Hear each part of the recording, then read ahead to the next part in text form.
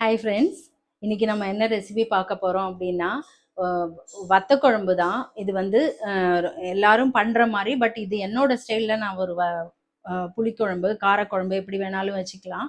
அந்த மாதிரி ஒரு நல்ல காரக்குழம்பு. அதுக்கு தொட்டுக்க வந்து வெள்ளரிக்காய், நம்ம சேலட் பண்ணுவோம் இல்லையா, வெள்ளரிக்காய் அதில் வந்து கூட்டு பண்ணியிருக்கேன். அந்த கூட்டும் வந்து யூனிக்காக கொஞ்சம் டிஃப்ரெண்ட்டாக பண்ணியிருக்கேன். உங்களுக்கு எல்லாருக்கும் அது கண்டிப்பாக பிடிச்சிருக்கும். இது ரெண்டோட காம்பினேஷன் ரொம்ப சூப்பராக இருக்கும். பார்த்துட்டு எப்படி இருக்குன்னு சொல்லுங்கள். Thank you friends. ஃபஸ்ட்டு நம்ம சேலட் பண்ணுவோம் இல்லையா, அந்த வெள்ளரிக்காய் அதில் தான் நான் கூட்டு பண்ண போகிறேன்.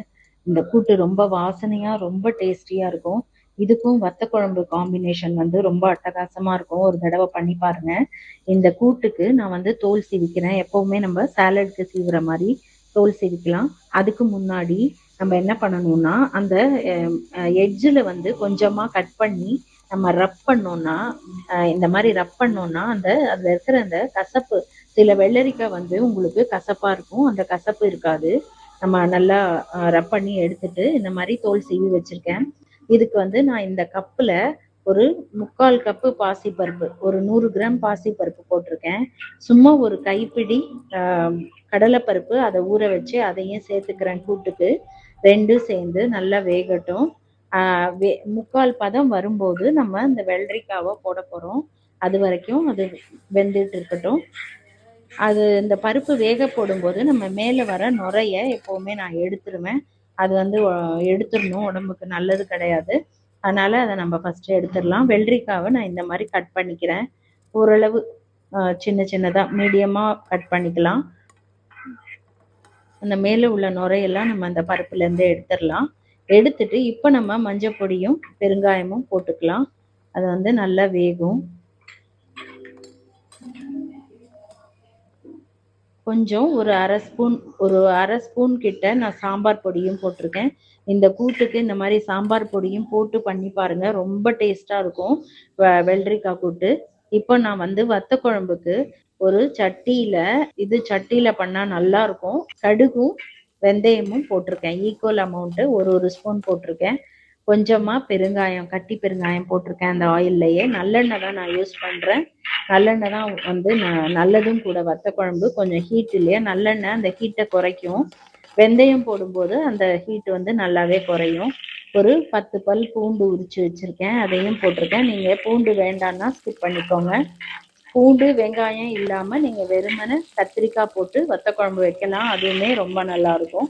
கொஞ்சமாக கருவேப்பிலை போட்டுட்டு ஒரு 20-25 சாம்பார் வெங்காயம் அதை நான் உரித்து நறுக்கி வச்சுருக்கேன், அதையும் போட்டு நல்லா வதக்கிக்கலாம். இப்போது கத்திரிக்காய் நறுக்கி வச்சுருக்கேன், அதையும் போடுறேன். போட்டு நம்ம கொஞ்ச நேரம் அதை வதக்கிக்கலாம். வதக்கினா அந்த கத்திரிக்காயோட வாசனை நல்லாயிருக்கும். ஒரு 2 நிமிஷம் 3 நிமிஷம் அது வதங்கணும். வதங்கினதுக்கப்புறம் அரை ஸ்பூன் மஞ்சப்பொடி, 2 ஸ்பூன் சாம்பார் பொடி போட்டுக்கிறேன். சாம்பார் பொடி தான் நான் எல்லாத்துக்குமே யூஸ் பண்ணுவேன். இது வத்த குழம்புக்கும் ரொம்ப நல்லாயிருக்கும். இந்த சாம்பார் பொடி காரம் ரொம்ப ஓவராகவும் இருக்காது, கரெக்டாக இருக்கும். அதுக்கப்புறம் ஒரு 3 தக்காளி கட் பண்ணி வச்சுருக்கேன், அதையும் அதிலே போடுறேன். போட்டு நம்ம கொஞ்ச நேரம் வதக்கி விட்டுக்கலாம்.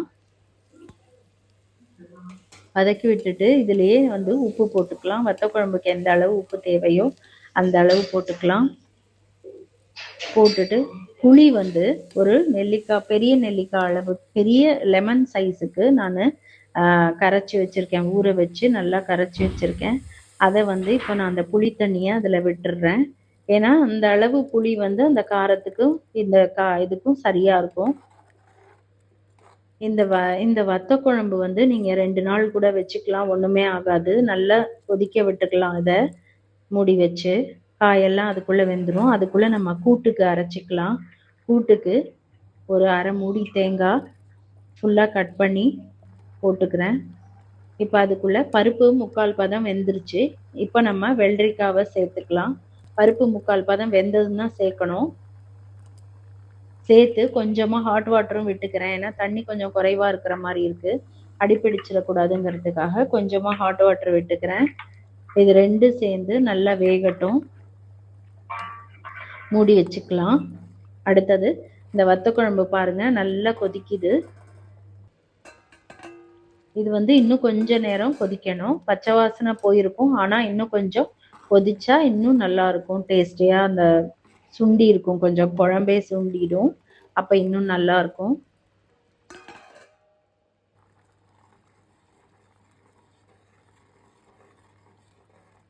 இப்போ கூட்டுக்கு அரை மூடி தேங்காய் வச்சிருக்கேன். அது கூட 1.5 ஸ்பூன் ஜீரகம் போட்டுக்கிறேன். ஒரு 3 மிளகா வத்தல் போட்டுக்கலாம். கூட்டு ரொம்ப காரமாலாம் இருக்காது. ஒரு கொஞ்சமா தான் என்கிட்ட முந்திரி இருந்தது. இருந்த முந்திரியே போட்டிருக்கேன். அது வந்து ஒரு 7, 8 முந்திரி போட்டா நல்லா தான் இருக்கும்.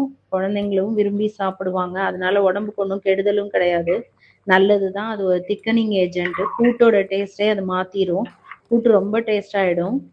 ஆக்சுவலி வெள்ளரிக்காய் கூட்டே ரொம்ப டேஸ்டா இருக்கும். இந்த வெள்ளரிக்காயில நீங்க கூட்டு செஞ்சிருக்கீங்களா தெரியல.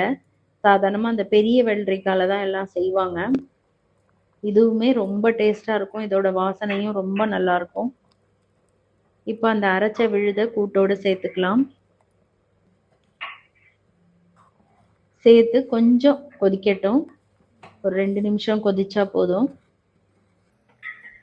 இப்போ நம்ம தாளிச்சு கொட்டிக்கலாம். ஒரு இதுல கொஞ்சமா தேங்காய் எண்ணெய் எடுத்துக்கிறேன். கடுகு வெடிக்காம இருக்க இந்த மாதிரி நம்ம கரண்டியை வச்சு முடிக்கலாம். நிறைய பேருக்கு தெரியும். தெரியாதவங்களுக்கு இது சொல்றேன். ஸோ தட் உங்களுக்கு அடுப்பெல்லாம் வந்து செதறாது. அதுக்கப்புறம் அதுலேயே கொஞ்சம் கருவேப்பிலை போட்டுக்கலாம். இதான் கூட்டுக்கு நான் தாளிச்சிருக்கேன். ஏன்னா பெருங்காயம் எல்லாம் ஆல்ரெடி போட்டுட்டேன். இந்த கூட்டு ரொம்ப எக்ஸலண்ட்டாக இருக்கும். குழந்தைங்க கூட நீங்கள் வெறுமனவே கப்பில் போட்டு சாப்பிட்லாம். அவ்வளோ நல்லா இருக்கும். இந்த வத்த குழம்புக்கும் கூட்டுக்கும் ஒன்றா இருக்கும் காம்பினேஷன். நான் கொஞ்சம் பருப்பும் வச்சுருக்கேன். குழந்தைங்க இருக்காங்க. அதுக்காக கொஞ்சம் பருப்பும் வச்சுருக்கேன். இந்த ரெசிபி எப்படி இருக்குன்னு பார்த்துட்டு நீங்கள் எனக்கு கமெண்ட்ஸில் சொல்லுங்கள். நீங்களும் ட்ரை பண்ணி பாருங்கள்.